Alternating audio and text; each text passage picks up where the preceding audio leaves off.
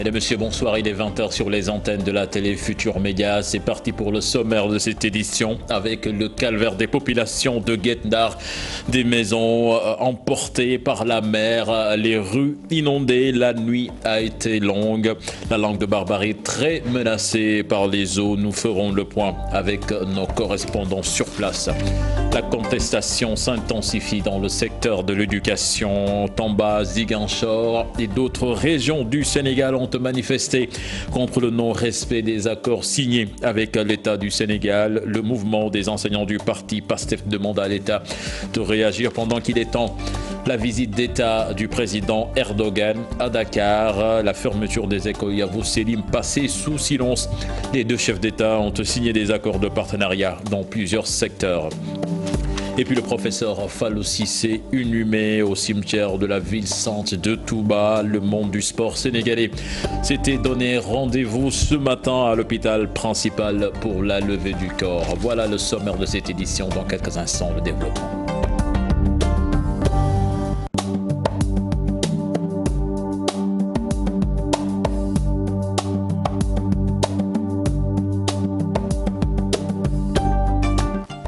C'était la panique générale à Guet-Ndar. La mer a emporté plusieurs maisons, les rues inondées. Des familles entières ont passé la nuit à la Belle Étoile. Les habitants de la langue de Barbarie n'ont jamais vu une situation pareille. Nos reporters Ousseynou Diop et Habib Seck ont passé la nuit sur les lieux du sinistre. Reportage. Vous le voyez derrière moi, des centaines de familles des habitants des quartiers de Guet-Ndar, Gohombak et Santhiaba vont passer la nuit à la Belle Étoile. La cause est simple, la furie de la mer a fait des dégâts dans ces quartiers. Nous allons passer la nuit dans les rues. Comme vous le voyez, c'est une situation très difficile. Toute la population est dehors. La mer a fait des dégâts énormes ici à Guet-Ndar. La situation est devenue alarmante depuis quelques heures. Je suis venu pour soutenir cette famille. L'eau est dans les chambres. Nous allons tous sortir pour passer la nuit dans les autres maisons. Alhamdulillah, il n'y a pas de mort d'homme, mais la situation sera plus alarmante. Ce matin encore, les dégâts étaient énormes face à la situation. Les jeunes Guet-Ndariens se sont mobilisés pour apporter leur soutien aux sinistrés. Beaucoup de familles ont dû quitter pour se reloger dans les autres quartiers de la ville de Saint-Louis. Les autorités sont appelées à réagir le plus rapidement possible. Justement, les autorités locales ont fait le déplacement pour constater les dégâts occasionnés par la furie de la mer. Alioune Diop, le deuxième adjoint au maire, a affirmé que des travaux de la digue de protection qui ont démarré à Gohombak ont montré qu'il y a une solution de protéger la langue de Barbarie et les travaux seront accélérés. On l'écoute toujours au micro de Ousseynou Diop et Habib Seck. C'est un phénomène, si nous basons sur les archives, que la langue de Barbarie subit depuis 1927. Depuis 2010, dans cette zone, beaucoup de maisons ont tombé. Je pense que lorsqu'il y avait des vagues de cette envergure, nous, en tant qu'élus, on venait ici sur la pointe des pieds. Donc aujourd'hui, lorsque le maire m'a instruit, le maire Mansour Faye, de venir voir les travaux et que j'ai trouvé ces populations, alors ça me réconforte. Parce que des vagues de cette envergure faisaient causer d'effondrement de maisons. Et dès le lendemain, c'était des réunions de crise pour déplacer les populations. Les épis que nous avons réalisés montrent qu'il y a un début d'engraissement de la plage. Aujourd'hui, nous avons vu que le premier rangée de gabions est enseveli par le sable. Et ça correspondait à nos études. Maintenant, ce que nous avons vu nous encourage ou bien nous motive pour qu'on accélère les travaux. Nous allons demander à l'entreprise d'accélérer parce que la langue de Barbarie ne doit pas entrer en 2019 sans cette protection sur toute la longueur. Et là, nous allons y travailler.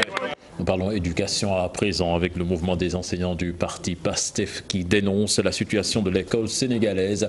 Face à la presse ce matin, il estime que l'État doit réagir très rapidement. Pour Moustapha Faye, coordonnateur du mouvement, une fois convoqués par l'État, les enseignants doivent de leur côté répondre pour trouver des solutions. Compte rendu signé, on l'écoute plutôt au micro d'Alassamba. Ça fait plus de 10 ans que notre école n'est pas stable et que nous ne prenons pas les bonnes décisions discutées se concerter, écouter tous les acteurs pour rénover notre école. C'est ça que nous, enseignants de PASTEF, trouvons inadmissible. Il faut que s'ouvrent des concertations sérieuses sur le devenir de notre école.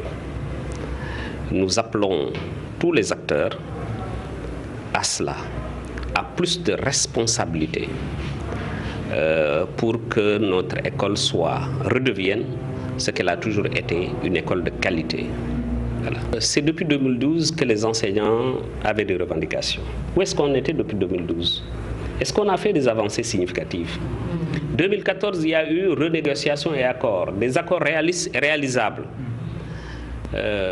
Pourquoi n'a-t-on pas fait ce qu'il fallait faire pour satisfaire les enseignants?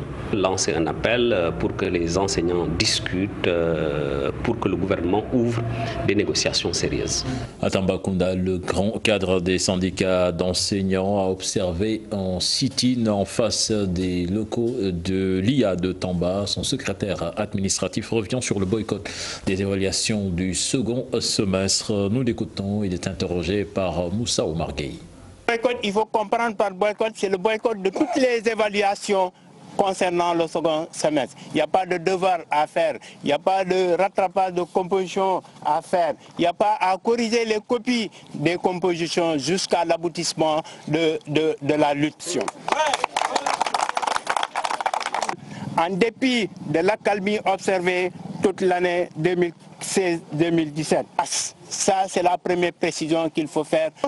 Constatant le manque de volonté notoire dont fait montre le gouvernement en ce qui concerne la matérialisation de tous les engagements et le respect des délais souscrits, constatant les multiples dysfonctionnements notés dans le secteur de l'éducation et de la formation qui ont pour nom les effectifs pléthoriques dans les classes, le déficit d'enseignants, la prolifération des abris provisoires, les redéploiements intempestifs des enseignants, la multiplication des classes multigrades, la persistance des retards de paiement et de ponctions illégales sur les salaires des enseignants, considérant certains actes récurrents posés par le gouvernement du Sénégal relatifs au simulacre de proposition de relèvement de l'indemnité de logement à la somme de 6 000 francs. SAEMS, nous, KISEMS, nous, CELS Authentique, nous, IDEN, nous, Sinelas FC, prenons à témoigner l'opinion publique nationale et internationale et exigeons du gouvernement du Sénégal la matérialisation de tous les accords signés avec les syndicats d'enseignants. À Ziguinchor, les enseignants membres du G6 ont également respecté le mot d'ordre de grève. Ils sont descendus dans les rues arborant de brassards rouges pour dénoncer le non-respect des accords signés avec l'État du Sénégal. Leur porte-parole, il s'appelle plutôt Joseph Boukal. Il est interrogé par Boubacar Diassi et Lamine Magnan. Donc aujourd'hui, vraiment, ce que justifie notre marche, c'est tout simplement une chose très simple. Parce que, rappelez-vous qu'en 2014, le gouvernement avait déclaré à la télé, devant les médias, devant tout le monde, que c'est la première fois qu'il venait de signer des accords réalistes et réalisables. Et depuis lors, 2014 jusqu'à présent, aujourd'hui si on compte, on est en 2018, 4 ans après, le gouvernement peine à matérialiser vraiment ces accords-là. Cause pour laquelle aujourd'hui nous sommes sortis de notre mutisme vraiment, pour vraiment battre le macadam et dénoncer avec l'énergie la plus forte, la plus grande énergie, notre mécontentement et notre amertume par rapport à l'attitude du gouvernement, qui a tout simplement choisi le silence et le dilatoire pour ne pas respecter encore les engagements pris avec les enseignants. Puis face à la crise scolaire qui n'arrange nullement les élèves, les syndicats d'enseignants devraient changer de mode de pression sur l'État en abandonnant la grève. L'État de son côté devra ouvrir des négociations franches et sincères. C'est du moins l'appel lancé par la COSIDEP à Ziguinchor. Et il pense que ces deux entités qui gouvernent l'école sénégalaise devraient s'entendre sur du solide pour éviter la crise à l'école sénégalaise. Nous écoutons Moussa Sakho, le représentant, interrogé par Boubacar Diassi. Les grèves répétitives perturbent le système. Et quand ils perturbent le système, ça grignote sur le quantum horaire. Et quand le quantum horaire n'est pas suffisamment atteint, ça va influer sur la qualité. Et nous, au niveau de la COSYDEP, notre credo, c'est de travailler à ce qu'on puisse avoir une éducation publique de qualité. Aujourd'hui, l'ensemble des acteurs aussi est conscient qu'il reste beaucoup de choses à faire dans le système. Et c'est pourquoi nous lançons un message très fort à l'ensemble des acteurs afin qu'ils reviennent à la raison pour que l'école sénégalaise puisse être une école apaisée où il fera bon vivre, où la qualité sera au rendez-vous. L'ensemble des acteurs, il y a le gouvernement par rapport aux engagements pris afin de pouvoir les respecter. Mais les enseignants aussi de trouver d'autres voies et moyens pour ne pas perturber le système afin qu'on trouve une solution par rapport à tout ce qui se passe dans le système éducatif. Et puis la visite de Tayyip Erdogan au Sénégal, le président turc, les deux pays ont signé des accords dans le domaine des hydrocarbures, de l'énergie et du tourisme également. Le Sénégal et la Turquie comptent élargir leur partenariat économique à hauteur de 400 millions de dollars. Le chef de l'État du Sénégal a fait part de ces partenariats au cours d'un point de presse. Nous l'écoutons, Macky Sall plutôt interrogé par Aminata Barresso. Le format de cette visite est une claire indication de notre volonté commune de poursuivre avec vigueur les relations d'amitié et de coopération, mais également les relations commerciales et d'investissement entre les deux pays. Nous venons d'élargir le cadre de coopération entre les deux pays avec la signature d'accords et de lettres d'intention, dont 4 viennent d'être signés en matière ferroviaire, dans le domaine du tourisme, mais également dans le domaine des hydrocarbures, de l'énergie et dans le domaine des mines. La fermeture des écoles en lien avec la FETE au Sénégal est absolument très importante. Nous allons continuer avec détermination la coopération que nous avons avec le Sénégal concernant la lutte contre la FETE. Nous allons former dans les écoles que nous mettons en place avec notre fondation Maarif au Sénégal des générations qui aiment leur patrie, qui travaillent pour leur pays et leur famille. Ces écoles continueront leurs activités sous l'assurance des États turcs et sénégalais. La conférence de presse donc des deux chefs d'État au Palais. Nous parlons de toute autre chose avec les cheminots retraités de Dakar, Bamako, ferroviaire et les cheminots en activité qui se mobilisent pour exiger le paiement des indemnités de départ à la retraite dotées de l'entreprise de matériel. Ils ont aussi déploré les retards de salaire qui sont devenus récurrents. Ils étaient en assemblée générale hier, compte rendu signé sur Ante Diop et Seylatia. Cette assemblée générale conjointe s'est tenue à la cité ouvrière. Cheminots en activité et cheminots retraités parlent le même langage. Ils réclament le paiement de l'indemnité de départ à la retraite des agents retraités. Vraiment, on en a marre. On en a marre. Maintenant, les Wolofs disent que la retraite est tellement dérisoire. C'est presque le salaire divisé par 4, par 5, par 10 même pour certains. Si tu ne perçois pas ton indemnité de retraite, tu es cuit pour le restant de ta vie. Qu'ils payent les indemnités de retraite. À cela s'ajoutent les nombreuses difficultés que traverse Dakar Bamako ferroviaire. Le ministre du Transport et de l'Équipement est attendu à Thiès lundi prochain pour une visite. Les cheminots l'attendent de pied ferme avec une panoplie de doléances. On a rencontré notre directeur général pour qu'avant que le ministre ne vienne dans l'entreprise, au moins qu'il règle les problèmes cruciaux. Le problème des retraités, le problème des pièces de rechange. Ils sont en train de débarquer des pièces de rechange. Mais il en reste. Au moins accélérer le processus de commande de blocs moteurs pour que l'entreprise puisse tourner encore davantage. Mais on a un problème de 200 millions qui retarde toujours nos salaires. Personne ne comprend. Ça fait depuis belle lurette. On tourne sur ce problème, mais toujours ça reste d'actualité. De cette assemblée générale, les retraités et cheminots en activité ont prévu de faire une marche durant la quinzaine du mois de mars.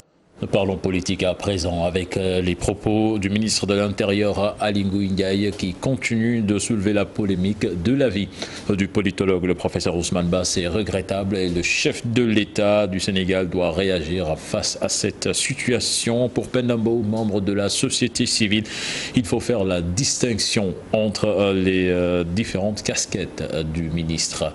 Un sujet signé Al-Hassan Ba et Mohamed Dia. Encore Aly Ngouille Ndiaye. Les propos du ministre de l'Intérieur font toujours polémique.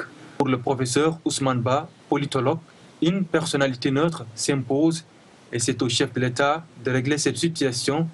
Et je pense que l'histoire a donné raison, si vous voulez, à la CNRI. Et aujourd'hui, je pense que l'État ferait mieux ou gagnerait mieux le pouvoir en question de mettre en place, si vous voulez, par exemple, une personnalité neutre.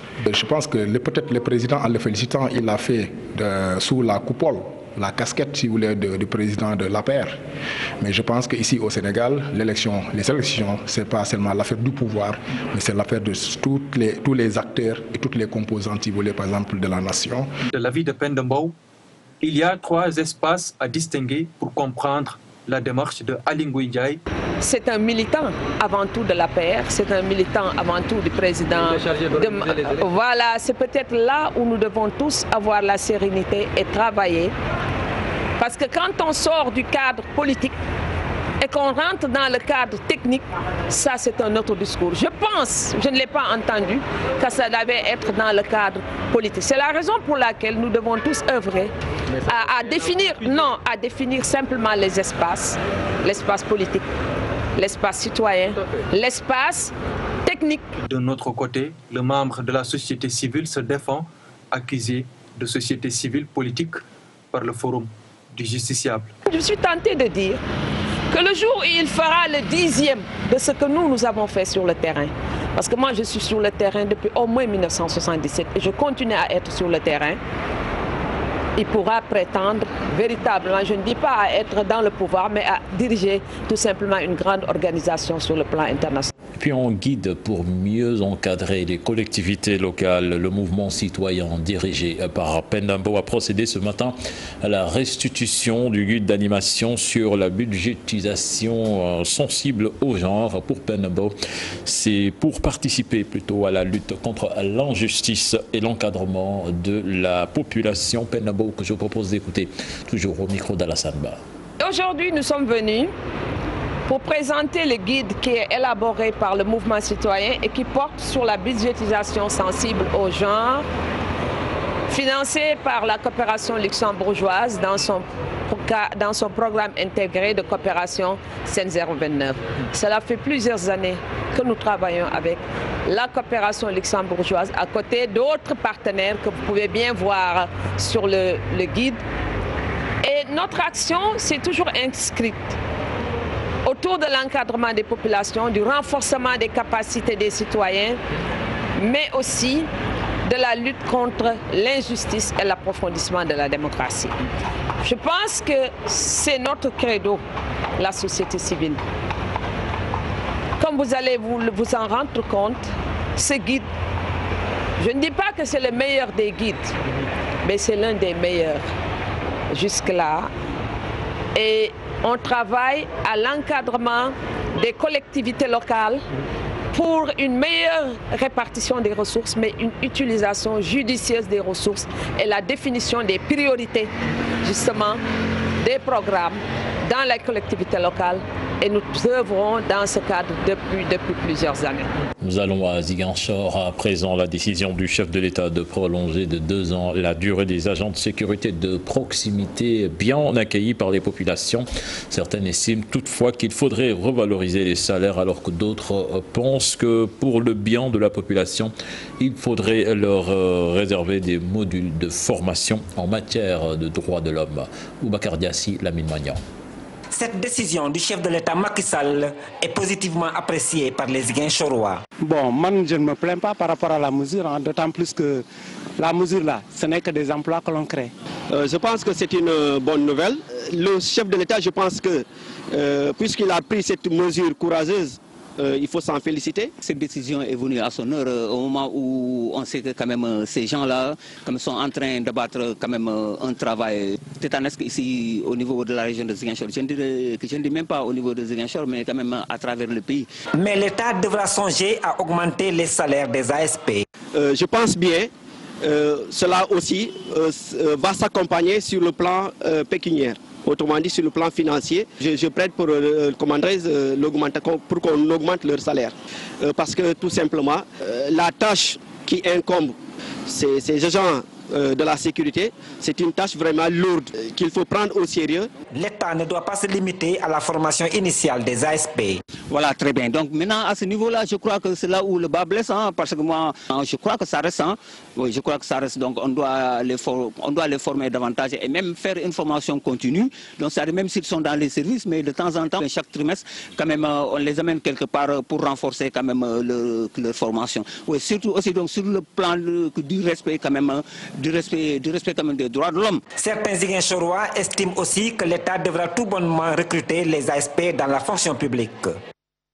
Nous parlons santé à présent avec le taux de prévalence du sida plus élevé chez les usagers de drogue. Le taux est même supérieur à 2%. Le centre de prise en charge intégré des addictions de Dakar, où plus de 400 patients sont suivis, essaie de faire de son mieux pour endiguer ce fléau. Le docteur Aboussi, addictologue, en parle au micro d'Habib Faye. Des sujets qui vivent avec le VIH. On a beaucoup plus de personnes qui ont des problèmes de drogue, on a beaucoup plus de personnes qui vivent avec le VIH parmi les usagers de drogue par rapport à la population normale. Il s'agit de pouvoir contenir le développement de l'épidémie du sida. Aujourd'hui, le Sénégal a une prévalence qui est à hauteur de 0,4% dans la population générale. Quand vous allez parmi les usagers de drogue, la prévalence est supérieure à 2, ce qui pose problème. Et ces usagers de drogue, comme j'ai l'habitude de le dire, ce ne sont pas des gens qui vivent en marge de la société, c'est des gens qui vivent dans et parmi nous. Aujourd'hui, ça c'est le gros problème. Aujourd'hui, n'importe quel chimiste, dans n'importe quel lieu, même avec n'importe quel produit, peut fabriquer une drogue. Et donc aujourd'hui, on dit qu'il y a une drogue de synthèse toutes les 30 minutes qui est créée. Et on n'arrive pas à les reconnaître. Aujourd'hui, ils sont en avance sur nous. L'étude, au niveau du centre, on a une file active qui tourne aux alentours de 300-400 qui viennent régulièrement. Mais l'étude ULSEN, qui est une étude scientifiquement valable, a démontré qu'il y aurait 1324 usagers de drogue injectables dans Dakar et ses banlieues. Puis le premier diplôme en addictologie intégré à l'université. Le but est d'assurer la prise en charge des consommateurs. Cette année, 13 personnes seront formées. La cérémonie de lancement a eu lieu hier. Compte rendu signé Habib Faye et Mardia. Dakar, une agglomération où sont présents 1324 usagers d'héroïne, de cocaïne et de drogue injectable. Un chiffre inquiétant qui fait de la lutte contre la drogue un sacerdoce dans ce pays. Sur ce, la prise en charge des consommateurs est importante selon l'addictologue. Il s'agit effectivement d'aller vers les patients et c'est dans ce cadre-là qu'au niveau du CEPIAT qui a été déjà créé, nous avons une équipe outreach qui se déplace, qui va sur les sites pour rencontrer les usagers et les amener vers les centres de prise en charge pour qu'ils soient pris en charge et secondairement pour les ramener au niveau de leur famille. Donc c'est un processus qui se fait pas à pas pour nous en tant que thérapeutes, en tant que médecins, en tant que personnel de santé, comment nous pouvons sortir de nos bureaux, aller vers le terrain, rencontrer les usagers et les amener vers les structures de soins pour pouvoir les soigner avant de les ramener dans leur famille. Pour réduire le nombre des usagers de drogue, le premier diplôme en addictologie est lancé. Objectif, améliorer la qualité de la prise en charge. Aujourd'hui, le Sénégal compte 6 addictologues. Nous avons une promotion qui va en former 13 cette année. Et l'année prochaine, l'objectif c'est de pouvoir capitaliser ces 13-là pour en faire 2 formateurs. Nous avons un projet qui vise la formation de 30 addictologues. Donc pour dire que vraiment l'université de Dakar vient répondre à une demande de la société, mais une demande aussi politique et sociétale. En pole position en Afrique, le Sénégal intègre le premier diplôme en addictologie à l'université Cheikh Anta Diop. Mais la société civile souhaite une décentralisation de centres dans les autres régions. En ce qui concerne l'Afrique, et particulièrement l'Afrique de l'Ouest, le Sénégal est en pole position. Nous sommes le premier centre de prise en charge des addictions. Nous ouvrons aujourd'hui le premier diplôme d'université en addictologie et nous comptons faire beaucoup de choses. Mais le problème est qu'actuellement, le traitement n'est disponible qu'à Dakar. Et nous avons, en tout cas dans la salle, dit qu'il était extrêmement important pour le CEPIAT de décentraliser la méthadone au niveau de toutes les régions du Sénégal. Les acteurs de la société civile que nous sommes ont depuis très longtemps, depuis une vingtaine d'années déjà, commencé à intervenir dans la prise en charge des consommateurs de drogue. On ne fait pas seulement que de la prévention, on fait également de la prise en charge, c'est-à-dire on essaie en tout cas de donner des réponses aux personnes qui ont des problèmes liés à la consommation des drogues. Le Sénégal a mis en place le centre de prise en charge intégré des addictions, qui présente un apport pour la lutte contre l'utilisation de la drogue. Je vous l'annonçais dans les titres, le professeur Fallou Cissé repose désormais au cimetière de Touba. La levée du corps a eu lieu à la morgue de l'hôpital principal ce matin à Dakar en présence de ses amis proches et anciens collaborateurs. Cher Tidjane John, Pape Sangoné Mbaye. Moment de recueillement et de souvenirs pour les proches amis collaborateurs de Fallou Cissé à la morgue de l'hôpital principal de Dakar pendant la cérémonie de la levée du corps de l'ancien médecin de l'équipe nationale du Sénégal. C'est un modèle et toute la présence qu'il y a ici montre qu'effectivement Fallou c'était quelqu'un d'exceptionnel dans le monde du sport et de la médecine en général. Donc, nous avons eu à travailler à la Fédération de football en tant que membre du comité exécutif pendant plus d'une dizaine d'années. Ce que je retiens de lui, c'était un homme, c'était un patriote d'abord, qui aimait son pays. C'était quelqu'un qui n'aimait pas l'injustice, mais c'est quelqu'un aussi de très rigoureux dans le travail. C'est un homme qui a marqué l'histoire de notre football. Je pense que si on a pu faire des avancées importantes au sein de l'équipe nationale, on le lui doit. Il a toujours travaillé dans l'ombre à construire ce qui est aujourd'hui le visage de notre équipe nationale. Il a été de la campagne glorieuse de 2002, mais il était encore présent. Il n'a jamais relâché dans un travail d'abnégation. Souvent, les différentes générations de footballeurs ont succédé sans la tanière avec son professeur. C'est quelqu'un aujourd'hui, si j'ai atteint le haut niveau, il en est pour quelque chose. Et aujourd'hui, le Sénégal a perdu un grand homme, comme il l'a perdu avec Bruno Metsu, avec Bokandé, avec Léopold Sédar Senghor, avec tous ses grands-fils et voir les dignes fils. Fallou, c'est quelqu'un, pour lui, il n'y a qu'une seule chose qui comptait, le drapeau national. Son travail a fait le tour de la terre. J'ai été dans plusieurs pays en Afrique où j'ai eu à croiser des gens qui ont pensé, qui m'en ont parlé et qui ont effectivement dit le plus grand bien. C'est quelqu'un qui était aux petits soins avec tous les joueurs, avec tout le monde. Même quand il y avait des supporters qui avaient des problèmes, ils allaient le voir lorsqu'on était en déplacement et il arrivait toujours à les soulager de leur douleur. Pour rappel, le professeur Fallou Cissé est décédé dimanche dernier à Paris des suites d'une longue maladie. Il est inhumé aujourd'hui à Touba. Le professeur Fallou Cissé, un homme juste, véridique, loyal et professionnel. C'est ce qui ressort des témoignages que nous suivons toujours au micro de Cher Tidjane John et Pape Sangoné Mbaye. L'homme qui nous a réunis aujourd'hui, Fallou Cissé, était un être exemplaire.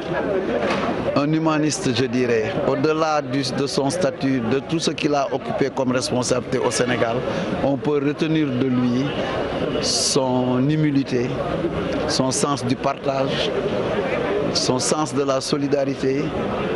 Un homme, je dirais, exemplaire, qui a servi à la société, qui a servi son pays. Et je dis, chacun peut témoigner à sa manière, mais on retient de l'homme vraiment ces qualités qui font en tout cas un grand humaniste. Et Fallou, j'ai eu l'honneur, je pourrais dire l'honneur de l'avoir connu à ma première sélection, c'est-à-dire en 2000, dans les années 2000. Et c'est un long compagnonnage. Fallou Cissé, c'est l'équipe nationale. Fallou Cissé sans l'équipe nationale, c'est pas Fallou Cissé, c'est pas l'équipe nationale plutôt. Et il fait partie des meubles et il restera dans l'éternité pour l'équipe nationale. Fallou Cissé, il a traversé les générations, plusieurs générations, et tout joueur qui arrive à l'équipe nationale, il reste frappé par la personnalité de Fallou Cissé parce qu'il vous met à l'aise. C'est comme s'il l'avait toujours connu. Donc c'est vraiment une référence et un monument qui est parti aujourd'hui. Opposant paix, professeur. Voilà, c'était tout pour cette édition de 20h. Prochain rendez-vous pour l'information. Ce sera à 0h avec le tout en images. Excellente suite de programme en compagnie de la Télé Futur Média. Au revoir.